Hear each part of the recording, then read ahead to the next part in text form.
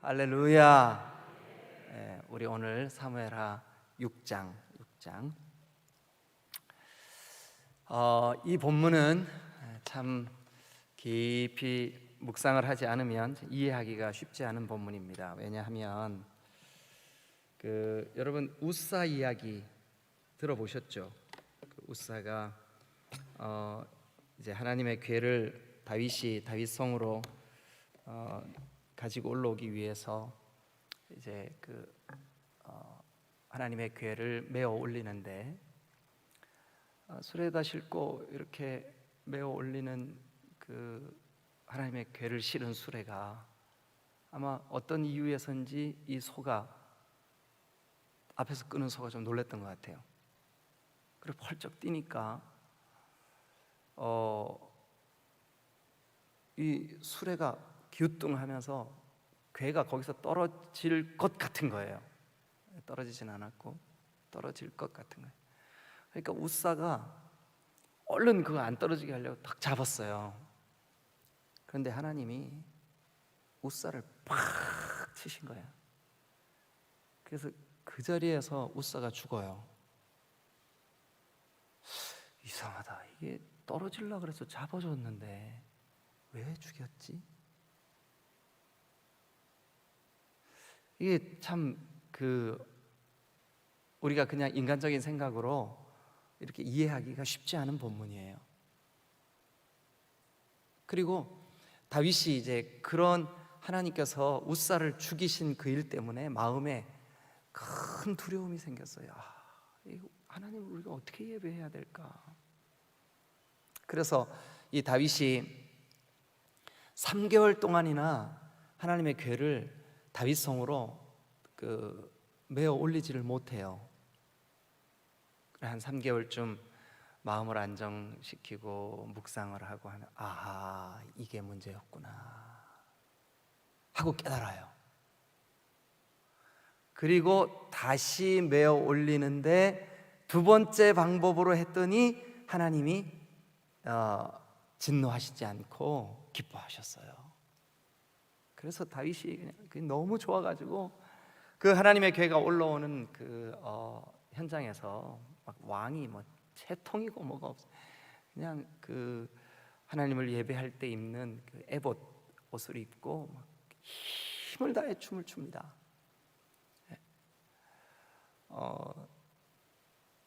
그 장면이 오늘 이 사무엘하의 뼈대가 되는 스토리예요. 자, 우리 오늘 한번 여러분 하나님을 섬기는 이 신앙, 특별히 기독교 신앙의 핵심은 예배입니다. 예배. 그렇게 믿으시죠? 그런데 고대에, 그러니까 이 다윗이 하나님의 대리 통치자로 왕이 될 때만 해도 하나님께 예배할 때 하나님의 임재의 상징, 하나님이 예배를 받으시고 나타나 주시고 우리의 예배를 함께 하신다라고 하는 상징적인 도구가 하나 있었는데, 통로가 하나 있었는데 그게 뭐냐 하면 하나님의 궤입니다. 법궤. 그래서 블레셋과 전쟁을 할 때 자꾸 우리가 지니까 야, 이거 하나님의 궤를 좀 앞세워 봐야 되겠다. 또 요단강을 건널 때 하나님이 실제로 제사장들 보고 여호와의 궤를 매라 그래라. 그래서 매서 그들이 요단강을 딱 밟는 여호와의 궤를 맨 제사장들이 딱 밟는 순간 요단강이 쫙 멈췄어요.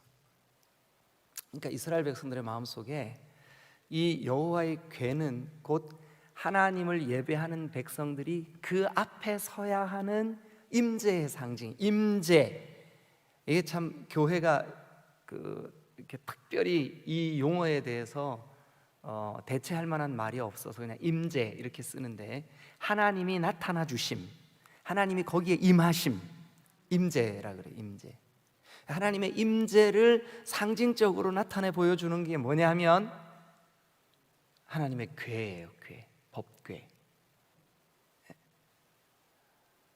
그래서 거기에 우리를 용서하시는 은혜의 보좌가 있고, 그리고 그 스랍, 이게 히브리 말로 크루빔 이렇게 해요. 크루빔. 근데 이제 신천지들이 히브리어를 모르잖아요. 지네가 어떻게 알아? 그래서 그 성경에 그룹이라고 나오잖아요. 그룹, 그죠? 그룹들이 이렇게 나오잖아요, 그죠? 그러니까 이게 이만희가 이게 그룹이구나 해가지고 한 그룹, 두 그룹. 근데 그게 아니라 크루빔을 한글로 그대로 그룹으로 옮겨 놓은 거예요. 그게 천사가 이런 뜻이에요.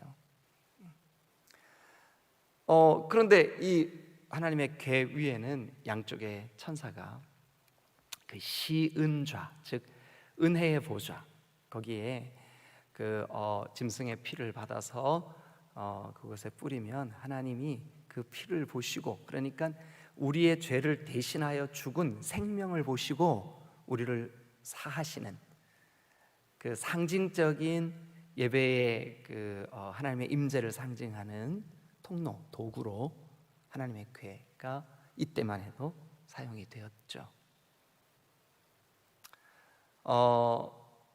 그런데 이 궤가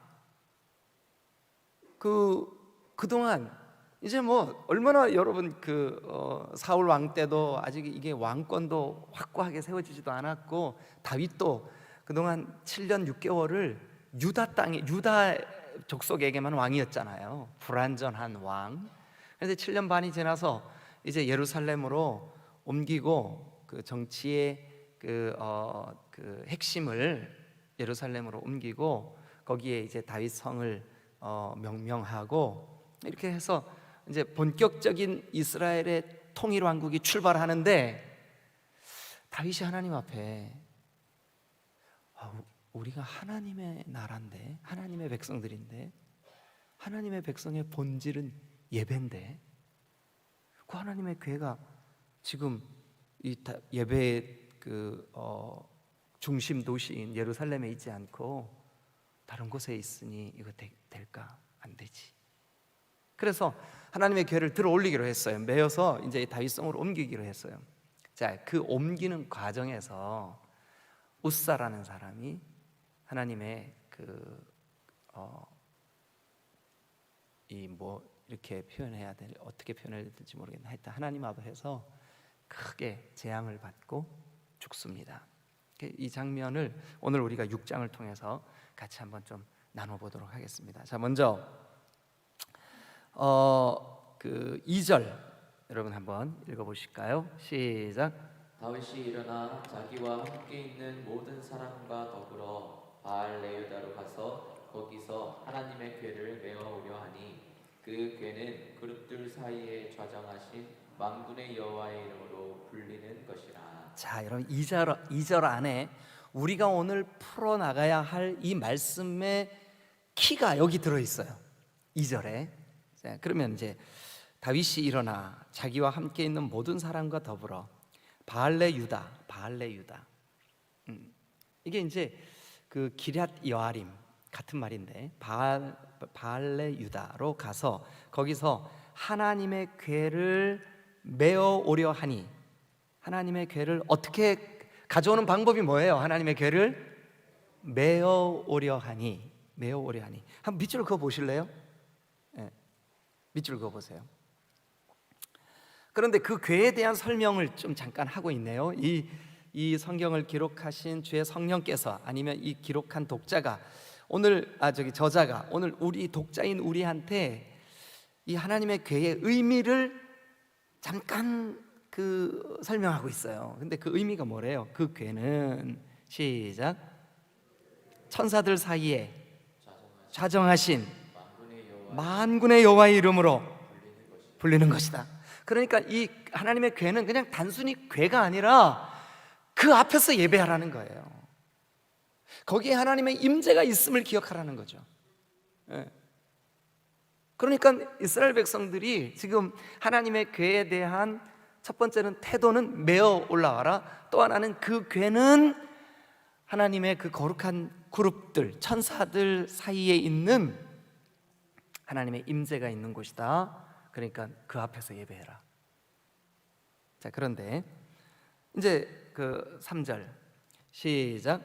그들이 하나님의 궤를 새 수레에 싣고 산에 있는 아비나답의 집에서 나오는데 아비나답의 아들 우사와 아효가 그 새 수레를 모니라. 그 아비나답의 집에서 나오는데 두 사람이 이제 그 주도적으로 이 그 하나님의 궤를 이동시키는 일에 앞장을 섰어요. 누구하고 누구예요? 우사하고 아효. 우사하고 아효. 그런데 3절에 아주 심각한 문제가 하나 발생해요. 2절에 우리가 같이 살펴봤던 키와 3절이 하는 행동의 차이가 뭘까요? 네, 메어 오려고 했는데 어떻게? 수레에 실어요. 수레에 실어요. 자, 일단 여기에서 하나님의 예배에 대한 소중한 교훈 하나. 여러분, 하나님의 궤를 하나님이 뭐라 그러셨냐 하면 이 궤는 반드시 레위 지파 제사장들이 메고 옮겨라. 어디로 이동하든 어디로 옮기든 어깨에 메고 옮겨라. 그런데 이 아요하고 우사가 하나님의 궤를 옮기기 위해서 뭐를 만들었어요?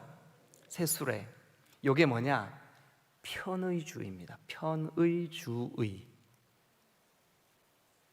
사람에게 기준을 맞춘 예배. 형식에, 어떤 틀에, 어떤 도식에 갇혀버린 예배. 여러분, 성경에는 예배 순서를 알려주는 성경 본문이 한 군데도 없어요. 신기하죠? 그 중요한 예배가 왜 순서를 하나님이 알려주시지 않았을까? 하나님은 인격이시기 때문에 그래요. 살아계신 분이기 때문에. 예배는 하나님과 교제하는 겁니다. 인격이신 하나님. 제가 제 아내랑 연애를 했어요.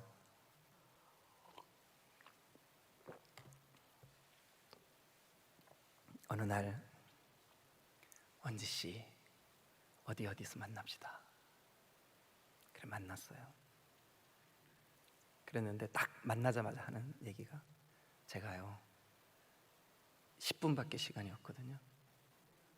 끝나고 빨리 어디 가서 뭣도 해야 되고 뭣도 해야 되고 뭣도 해야 되니까 10분만 내 앞에 계세요. 그랬다. 그러면 내 앞에 있는 그 인격체인 제 아내가 뭐라 그럴까요? 아, 이 사람 나 안 사랑하는구나. 나를 진짜 사랑하면 오늘 모든 스케줄의 초점이 누구에게 맞춰져 있어야 될까요? 사랑하는 그분께. 그런데 우사와 아효가 첫 번째 범한 실패가 뭐냐 하면 아이고, 이 번거롭게 이거를 어떻게 매서 올려. 여기 지금 베레스 우사 바알레 유다에서 예루살렘까지 거리가 얼만데, 아니 이 코로나 와중에 무슨 이게 예배당에 모여서 예배를 해. 이거거든요. 그런데 이 예배는 하나님의 통치를 받는 하나님의 백성들의 공동체라고 하는 예배의 기본적인 철학이 들어있어요. 이건 예배는 공동체입니다. 공동체가 모여서 서로 다듬어지고 함께 하나님을 경배하고 하나님을 높이고 그 안에서 하나님이 그 예배를 받으시고 그들에게 하나님의 은혜를 공급하시고 공동체성이 있어요. 그런데 그것이 안타깝지만 굉장히 인간 중심, 인간의 편의주의 중심으로, 이제 앞으로 우리가 열왕기에도 가면 보시겠지만 이 편의주의가 결국은 사람이, 그러니까 하나님이 원하시는 예배가 아닌 사람이 원하는 예배로 타락하게 됩니다. 그래서 이제 이 그 우사와 아효가 수레를 만들어서 거기다 싣고 이제 출발을 하죠. 모니라. 자, 4절 시작. 그들이 산에 있는 아비나답의 집에서 하나님의 궤를 싣고 나올 때에 아효는 궤 앞에서 가고 5절. 다윗과 이스라엘 온 족속은 잣나무로 만든 여러 가지 악기와 수금과 비파와 소고와 양금과 재금으로 여호와 앞에서 연주하더라. 예, 막 온갖 악기를 연주하면서 이제 옮겨가는 거죠. 그러니까 그들의 마음 속에도 지금 이 하나님의 궤를 옮기는 거, 하나님의 궤, 이것은 예배야, 예배. 그러니까 막 악기를 동원하고 찬양을 하고 막 이렇게 한 거죠. 그런데 찬양 소리 때문에 그랬는지 아니면 어떤 다른 외부적인 요인이 있었는지는 잘 알려지지 않지만 6절 다 같이 시작. 그들이 나곤의 타작마당에 이르러서는 소들이 뜀으로 웃사가 손을 들어 하나님의 궤를 붙들었어요. 자, 여러분, 하나님은 스스로 존재하시는 분이에요. 그런데 이 웃사가 소가 뜀으로 이 궤가 수레가 기우뚱하니까 궤가 떨어지려고 그래요. 얼른 손으로 탁 잡았어요. 이 하나님의 궤는 아미나답, 즉 웃산의 집에 지난 20여 년을 그 집에 있었어요. 평소에 웃사가 이 하나님의 궤를 대하는 태도가 이 위기의 상황에 본능적으로 밖으로 탁 튀어나온 거예요. 근데 이 웃사의 집에서 이 궤는 하나님의 임재와 상관없이 그곳에 머물러 있었어요. 증거가 뭐냐 하면 자기 생각, 자기의 본능, 자기의 터치, 그건 그렇게 함부로 손으로 만지는 게 아니거든요. 그건 그렇게 함부로 하는 게 인격체시라니까요. 하나님의 임재 자체가. 그러니까 이 궤는 웃사가 손을 대지 않아도 스스로 백성들 앞에서 하나님이심을 나타내줄 하나님의 상징이에요. 그런데 웃사는 하나님을 내가 도우려고 해요. 우리는 하나님의 도움을 입는 자지, 그러니까 수혜자지, 받는 자지. 수혜자, 받는, 뭐죠? 하여튼 우리가 받는 자지 그분을 도와드리는 존재가 아니라고요. 예배가 마치 여러분들의 마음속에 아이고 우리가 하나님께 좀 도움을 드려야지, 그럼 정말 바보 같은 생각이에요. 내가 오늘 어떤 봉사로, 반주로, 찬양으로, 안내로 내가 하나님을 도와야지. 정말 어리석은 생각이에요. 하나님은 도움을 받으시는 분이 아니라 그 일을 하고 있는 저를, 나를, 지금 설교를 하고 있는 저를, 찬양을 하고 있는 여러분을 주님이 도우시는 분인 줄로 믿으시길 축원합니다. 그러니까 우리가 오히려 하나님으로부터 은혜를 입기 위하여 은혜를 입는 통로로 여러분들이 귀하게 쓰임 받으시기를 주님의 이름으로 축원합니다. 그러니까 예배가 점점 더 인간 중심, 편의주의 중심으로 가면서 어떻게 되냐 하면 내가 이렇게 봉사하는데 이게 나오는 거예요. 정말 주님 주시는 은혜가 감사해서 주님 저를 써주세요 하는 마음으로 주님 앞에 정말 주님 내가 이거 해도 될까요? 이렇게 쓰임 받는 거 하고 내가 이거 할 줄 알아 해가지고 그 일을 내가 이 예배를 도울 거야, 이 예배를 내가 하나님을 도울 거야, 이게 웃사의 태도예요. 여러분, 이것은 찬양 사역자들이든 어떤 형태의 예배자들이든 정말 조심하고 주의해야 될 일입니다. 우리가 하나님을 돕는 것이 아니라 하나님이 우리를 도우시는 분인 줄로 믿으시길 축원합니다. 이거 꼭 기억하셔야 돼요. 설교를 하고 있는 저도 종종 이런 본문이 나올 때 맞아, 내가 설교를 하고 있지만 나는 하나님으로부터 지금 은혜를 입고 있는, 내가 예배를 돕고 집례하고 하는 사람이 아니라 하나님의 은혜를 사모하고 하나님께서 나에게 주신 그 은혜 앞에 내가 서 있는 사람이지, 이 의식이 사라지는 순간 우리의 예배는 웃사의 예배가 돼버리는 거죠. 웃사의 예배가 돼버리는 거죠. 메오라고 한 이 궤를 수레에 싣는 인본주의, 인간 편의주의. 하나님 스스로 임재하셔서 하나님이 스스로 움직이시는데 그것을 내 손으로 뭔가를 좀 도우려고 하는, 그러니까 내가 예배를 도와야 돼, 이런 인간 중심의 사고방식, 이게 얼마나 무서운 죄냐 하면 하나님이 그 자리에서 본보기로 팍 치시는 거죠. 너의 그 예배는 내가 받을 수도 없고 앞으로 어느 백성이 예배하든 그렇게 하면 안 돼 하고 탁 치시는 거죠. 그 자리에서 우사가 죽습니다. 자, 우리 그러면 성경이 정말 그렇게 명령을 하고 있는지 성경을 한번 펴서 살펴보죠. 출애굽기를 한번 가보시길 바랍니다. 출애굽기 25장 13절 14절 읽어주세요. 시작. 조각목으로 채를 만들어 금으로 싸고 그 채를 궤 양쪽 고리에 꿰어서 궤를 매게 하며. 궤를 뭐 하게 한다고요? 이게 이제 궤를 처음 만들었을 때 주신 말씀이거든요. 궤에 채를 끼워서 매게 해라. 그 다음에 또 다른 본문 보죠. 출애굽기 37장 5절 37장 5절 시작. 그 채를 궤 양쪽 고리에 꿰어 궤를 매게 하였으며. 궤를 뭐 하게 했을까요? 매게 했어요. 그 다음에 민수기 4장 15절 민수기 4장 15절 시작. 진영을 떠날 때에 아론과 그의 아들들이 성소와 성소의 모든 기구 덮는 일을 마치거든.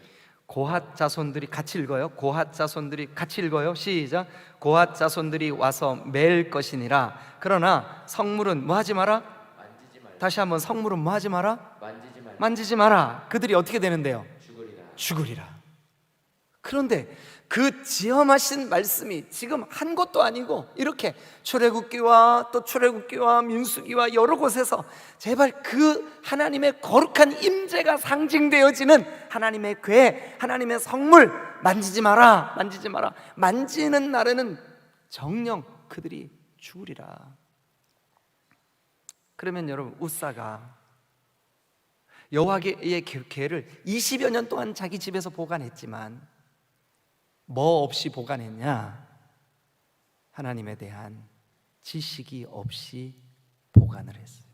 그 말은 다른 말로 하나님의 말씀을 모르고 보관을 했다는 뜻이에요. 예배자가 어떤 형태의 섬김과 봉사를 하시든 간에 말씀이 중심에 있지 않으면 우리는 우사와 같은 우를 범할 수밖에 없습니다. 말씀이 중심에 있지 않으면, 그러니까 여러분, 뒤에서 예배를 돕는 목회 사역자들, 또 앞에서 찬양하는 찬양 인도자들, 방송실에서 방송으로 섬기는 자들, 저 안내하는 자들, 뭐 어떤 봉사와 섬김을 하든 간에 그 예배의 중심에서 하나님이 주시는 말씀을 받고자 하는 열망이 그들 속에 먼저 있어야, 나 오늘 이거 하고 땡이야, 그리고 내가 할 일 딱 하고 예배에 대해서 마음문을 콕 닫아버려. 말씀도 안 듣고 눈을 지그시 감고 한번 말해봐. 내가 납득되면 오케이, 납득 안 되면 아니.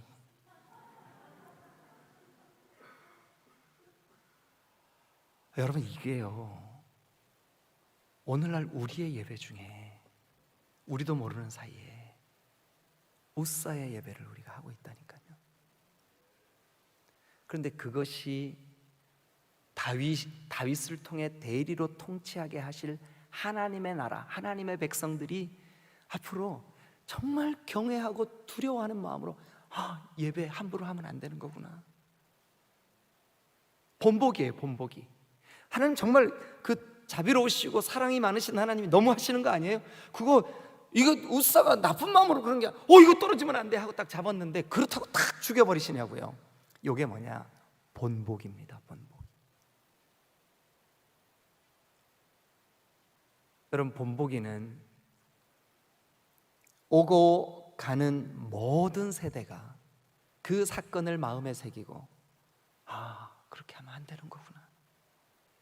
인격이신 하나님을 비인격체인, 마치 그냥 수레에 싣고 가는, 그렇게 하면 안 된다는 거죠. 그 하나님과 교제하고, 하나님과 사랑을 나누고, 하나님과 대화하고, 하나님이 주시는 은혜를 받고 하기 위해서 힘들어도 불편해도 말씀하신 대로 어깨에 메고 가야 되는 거죠. 편의주의, 형식주의. 그래서 여러분, 우리 예배가 성령의 임재가 충만하게 누려지고 느껴질 수 있도록 여러분들이 예배에 오실 때에는 가능하면 예배 전후에 분주한 일들을 좀 내려놓으시고, 그런 마음으로 정말 이 시간만큼은 하나님께만 집중할 수 있는, 어떨 때 저도 성도들과 이렇게 가끔 대화를 나눌 기회가 있는데, 대화를 이렇게 얘기를 할 때 이분이 저한테 얘기를 하면서도 딴 생각하고 있으면 느낌이 딱 느껴져요. 이분 지금 딴 생각하고 있구나, 딱 느껴져요. 그런데 그럴 때 단둘이 나랑 이렇게 얘기를 하고 있는데 딴 생각하면서 그렇죠 목사님, 예, 그런 것 같아요, 뭐 이렇게 하면 제가 기분이 어떻게 될까요? 아주 울적해지죠. 뭐야, 나를 무시하나? 근데 우리가 예배의 자리에서 주님, 지금 저에게 말씀해 주세요.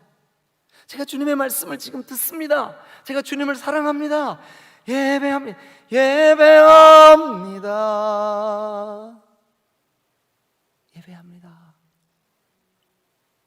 그래야 되는데, 인격적인 예우를 받기에 너무 합당하신 하나님이 물건 다루어지듯이 비인격체인 수레에 실려졌다? 이게 말씀의 뒷받침도 없이 하나님에 대해서 잘 모르는, 그래서 여러분, 오늘날 우리의 예배를 진지하게 한번 살펴볼 필요가 있어요. 그래서 저는 오늘 이 본문 속에 세 가지 형태의 예배의 샘플이 여기 딱 등장해요. 세 가지 형태의 예배의 샘플. 첫 번째 예배, 우사의 예배. 두 번째 예배, 다윗의 예배. 세 번째 예배, 미갈의 예배. 자, 그러면 한 가지씩 제가 한번 같이 여러분들과 나눠볼게요. 먼저 우사.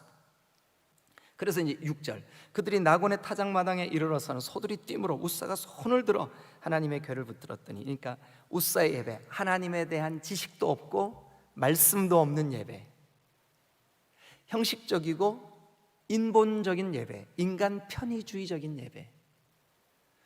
여러분, 우리 디딤돌 주변에 있는 어떤 교회들이 어떻게 하든지, 요즘 소위 말해서 현대 예배, 열린 예배 이런 것 때문에 막 그냥 사람들의 마음이 인간 중심의 예배에 대한 경각심이 별로 없어요. 그런데 우리는 할 수 있으면 여러분, 예배의 자리에 시간도 좀 엄수하시고, 오실 때 마음을 미리 좀 준비하시고, 하나님, 오늘 이 시간 하나님이 저에게 무슨 말씀하실랍니까? 안타깝지만 우사는 자기가 편한 대로 예배했어요. 그래서 본보기로 그를 하나님이 치실 수밖에 없죠. 여러분, 그 일이 어떻게 되냐 하면, 자, 7절 시작. 여호와 하나님이 우사가 뭐함으로 말미암아? 그러니까 다시요. 우사가 뭐함으로 말미암아? 그러니까 잘못된 예배인 거예요. 그게 잘못함으로 말미암아. 뭘 잘못했어요? 말씀 없이 예배하는 거, 그리고 인간 중심의 편의주의 예배를 한 거, 그것은 우사가 잘못한 일이라고. 그래서 이 본문이 우리한테 그렇게 말해주잖아요. 잘못함으로 말미암아. 여러분, 어떤 경우에라도 예배에 참여하신 이상 마음의 문을 닫지 마세요. 이것은 우사의 예배입니다. 우사의 예배입니다. 우사의 예배가 얼마나 하나님 보시기에 심각하게 다루어져야 할 문제냐. 앞으로 다윗 왕국의 이 통일 이스라엘, 하나님의 나라, 하나님의 백성들이 모여서 예배하는 곳에서 이런 예배는 결단코 내가 용납할 수 없다 하고 본보기로 모델로 탁 치셨는데, 그가 친히 하나님이 그의 잘못으로 말미암아 하나님의 진노가 임했어요. 그래서 그를 그곳에서 치시니 그가 거기서 하나님의 궤 곁에서 죽은 거죠. 8절 시작. 여호와께서 우사를 치심으로 다윗이 분하여 그곳을 베레스 우사라 부르니 그 이름이 오늘까지 이르니라. 네, 베레스 우사, 하나님이 치셨다. 여러분, 그러면 그 다윗의 마음, 여기는 다윗이 분하여 그랬는데, 이게 막 그 분하였다는 말이 여러분 그냥 막 화가 나서 이 뜻이 아니라 속상했다는 거예요. 우리가 왜 그걸 몰랐지? 속상한 거예요. 다윗이 속상한 거예요. 그런데 다윗 자신도 굉장히 충격을 받았어요. 하나님 두려우신 분이구나. 하나님을 경외해야 되는 거구나. 그래서 그때부터 3개월 동안 이 여호와의 궤를 다윗성으로 못 메어갑니다. 그래서 어쨌든 쭉 이제 시간이 없으니까요. 11절 시작. 여호와의 궤가 가드 사람 오벳에돔의 집에 석 달을 있었는데 여호와께서 오벳에돔과 그의 집에 여호와의 궤가 하나님의 상징이기 때문에 그 하나님의 상징이 머물러 있는 오벳에돔의 집에 금방 우사를 치셨지만, 이제 이 하나님이 가시는 곳마다 하나님 복을 주시는 분이구나 하는 것을 3개월 동안 보여주셨어요. 그래서 이제 다윗에게 어떤 사람들이, 왕이여, 오벳에돔의 집에 하나님의 복이 임했습니다. 하나님의 궤를 다윗이 기쁨으로 이제 다윗성으로 이제 메어 올라가요. 아까는 수레에 실었는데 지금은요, 메어 올라가는 거죠. 그래서 12절 끝에 보세요. 하나님의 궤를 기쁨으로 뭐하고, 이제 어떻게 됐어요? 아까 2절에 있던 말씀처럼 어떻게 됐어요?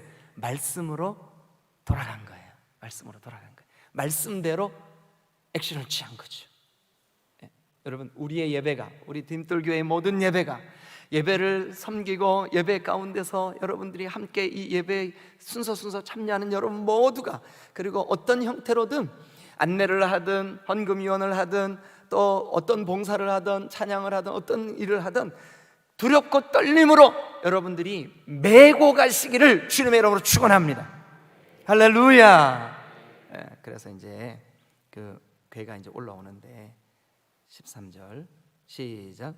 여호와의 궤를 맨 사람들이 6걸음을 가매 다윗이 소와 살진 송아지로 제사를 드리고. 6걸음을 걷고 예배하고 또 6걸음을 걷고, 그러자니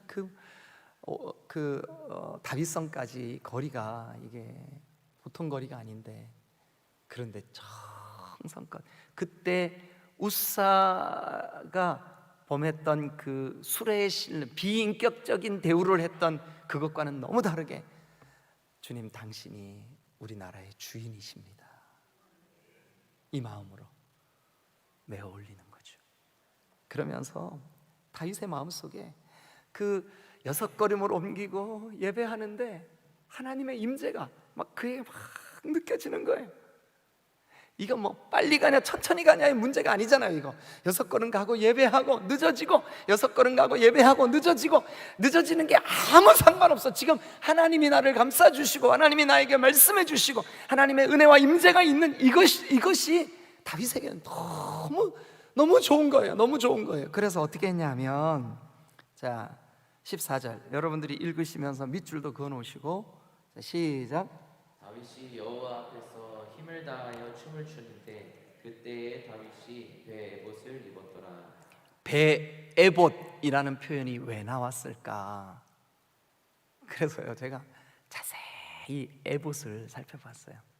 그랬더니 베에봇을 입었더라, 이게 베에봇이 통으로 짠 그 우리로 말하면 여러분 원피스 같은 거예요. 그러니까 가운 같은 거예요. 베에봇. 제사장들은 이 베에봇을 안에 입고 밖에 제사장들의 옷을 또 입어요. 에봇이라, 제사장들이 입는 옷 에봇이라 그래요. 근데 다윗이 배 에봇을 입었어요. 그리고 힘을 다해 춤을 추니까 그 배 에봇을 입고 춤을 추다 보니까 이게 너플너플, 그러니까 속바지가 보이는 거죠. 속바지가.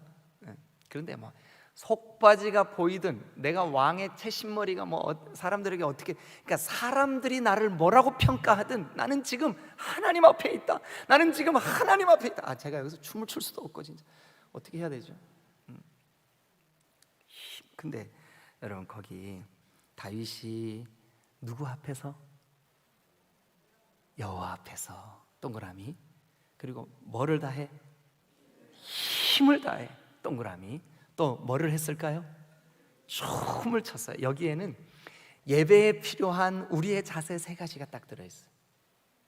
우리의 예배는 언제든지 누구 앞에서? 여호와 앞에서. 여호와 앞에서.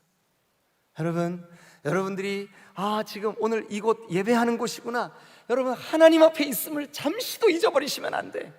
잠시도 잊어버리시면 안 돼. 여호와 앞에서. 두 번째 어떻게 했다고요? 힘을 다해서. 세 번째는요, 이 춤을 췄다는 말은 기뻐했다는 뜻이에요. 온 마음으로 기뻐했어요. 그러니까 하나님 앞에서 힘을 다해서 기뻐함으로 하나님을 예배하시기를 주님의 이름으로 축원합니다.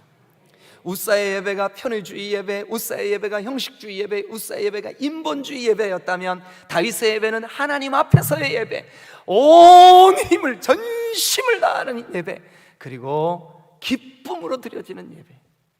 기쁨으로 드려지는 예배. 이 예배가 하나님이 얼마나 이 예배를 기뻐 받으셨냐 하면, 여러분 나중에 신약 성경 사도행전에 가면 이렇게 다윗처럼 예배할, 다윗의 장막, 즉 예배입니다. 다윗의 장막, 예배입니다. 예배. 이 장막을 내가 언젠가 회복시킬 거다. 이 예배가 회복될 때를 하나님도 기다리시고 기대하시는 줄로 믿습니다. 할렐루야, 할렐루야. 우리의 이 예배, 그러니까 다윗의 예배는 우사의 예배가 전혀 달라요. 자, 세 번째, 누구의 예배가 나올까요? 우사의 예배, 다윗의 예배. 다윗은 하나님 앞에서 힘을 다해 즐거움으로, 그래 이제 막 백성들을 나팔불고 막 하는데 16절 시작. 모든 백성들은 지금 다 다윗성 주변의 길가에 나와가지고 그 예배에 참여하고 기뻐하고 다윗과 함께 막 춤을 추고 악기를 연주하고 하는데, 자 16절 시작. 여호와의 개가 다윗 성으로 들어올 때에 사울의 딸 미갈이 창으로 내다보다가 다윗 왕이 여호와 앞에서 뛰놀며 춤추는 것을 보고 심중에 그를 업신여기니라. 자, 거기 심중에 동그라미 쳐보세요. 마음으로, 그러니까 마음으로 업신여기는 마음이 들었어요. 뭐 하는 걸 보고요? 네, 춤추고 기뻐하고 하나님 앞에서 뛰고, 그러니까 이게 하나님 앞에서 뛰는 거니까 예배하는 거잖아요. 그 예배를 보고 심중에 업신여겼어. 그러니까 예배를 보면서, 그러니까 이 사람이 하는 건 예배를 보는 거예요. 다윗이 한 거는요, 예배를 드린 거예요. 다윗이 한 거는 예배를 하나님께 올려 드린 거고, 미갈이 하는 거는 뭐냐? 예배 보는 거예요. 그러니까 예배를 보는 사람은 관객이에요. 예배를 보는 사람은 평가자예요. 아이고 오늘 이 예배, 이거 뭐 사운드가 엉망이구만. 예배 보는 거예요. 아이고 오늘 뭐 전 목사님 뭐 넥타이가 이렇게 15도 기울었구만. 이렇게 계속 고개를 이렇게 하면서 예배를 드려. 이건 보는 거예요. 보는 거예요. 아이고 저 권사님은 뭐 저래. 보는 거예요. 평가하는 거예요. 여러분 예배의 평가자가 되시 마시고 참여자가 되시기를 주님의 이름으로 축원합니다. 예배를 보는 사람이 되지 마시고 예배를 드리는 사람이 되시기를 주님의 이름으로 축원합니다. 다윗의 예배를 드리는 사람, 예배를 올려드리는 사람, 예배를 하는 사람, 예배에 주님께서 받으시기에 합당한 여호와 앞에 있는 사람. 그런데 미갈은 안타깝게도 예배를 보고 있었어요. 보고 있으니까 왕이 돼가지고 채신머리 없이 에봇을 입고 저렇게 흔들어대면 속바지가 다 보이는데, 어이구, 옆에 있는 그냥 궁녀들이 다 쳐다보고 웃겠다. 이거 제 말 아니에요. 여기 성경에 나와요. 제 말 아니에요. 진짜 제 말 아니에요. 이제 다윗이 다 마치고 여호와의 궤가 다윗성에 들어오자 가족들을 축복하려고 집에 왔어요. 20절, 다윗이 자기의 가족에게 축복하러 돌아오매 사울의 딸 미갈이 나와서 다윗을 맞으며 이르되, 이스라엘 왕이 오늘 어떻게 그렇게 영화로운지 세상에 방탕한 자가 염치 없이 자기 몸을 드러낸 것처럼 그의 신복의 계집종의 눈앞에서 몸을 드러내셨도다. 제가 아까 한 말이 이렇게 어렵게 꽈놨어요. 간단하게 말하면, 아이고, 궁녀들이 다 보는 앞에서 그냥 속바지가 다 드러나고 그게 뭐유? 하고 바가지가 긁히는 소리가 났어요. 그랬더니 다윗이 미갈에게, 여보, 내가 오늘 하나님 앞에서 한 것이요. 자, 21절 시작. 다윗이 미갈에게 이르되, 이는 여호와 앞에서 한 것이니라. 아멘. 자, 22절 시작. 내가 이보다 더 낮아져서 스스로 천하게 보일지라도 네가 말한 바 계집종에게는 내가 높임을 받으리라 한지라. 그러므로 자, 이게요, 그러니까 예배를 드린 자에게 하나님이 그 왕국을 영원하리라고 약속하시고, 예배를 본 자에게는 하나님이 어떻게 하시냐? 23절 시작. 그러므로 사울의 딸 미갈이 죽는 날까지 그에게 자식이 없는 그의 태를 통하여는 하나님의 왕국을 이어받을 수 없게 하신 거예요. 그의 태를 통해서는. 미갈은 거기서 끝나는 거죠. 여러분들은 어떻게 예배하고 계세요? 셋 중에 하나. 우사의 예배, 아니면 다윗의 예배, 아니면 미갈의 예배. 여러분, 하나님을 경외하시기를 주님의 이름으로 축원합니다. 기도하시겠습니다.